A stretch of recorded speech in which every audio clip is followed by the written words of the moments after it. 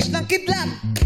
1. I believe ito ay English. I believe ito ay nakikita sa langit. And I believe ito ay nakikita sa mata mo. Ito po ay 1, 2, 3. spark.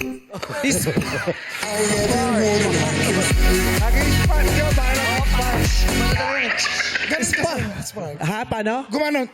Paano? Ganon. May spark. Oo. Spark is ligwak kanan. Wala pa. Kaway sa kanan. Still. 2. I believe nakikita niya sa langit. I believe pag umuulan na nakikita ito. I believe kapag umuulan ulit, nakikita na naman ito. I believe aftershock. And I thank you.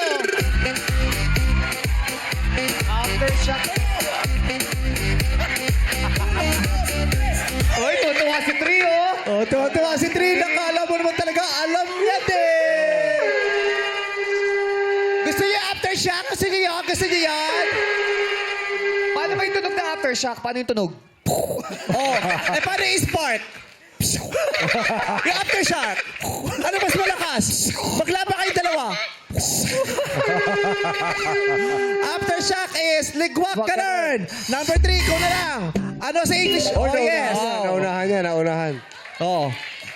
I believe ito ay natural phenomenon.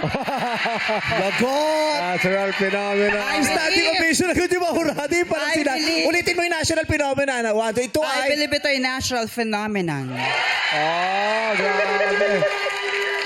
I believe nasa science ito and I believe And I believe, masaya magkaganito. I believe ito ay lightning and I thank you.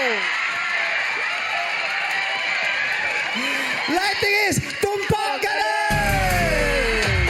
Ang galing ah! oh, natural phenomenon. Siya pa yung pumasok.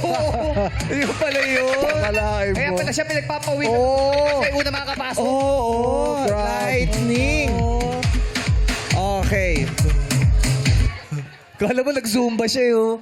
Pawis sa pawis. Congratulations!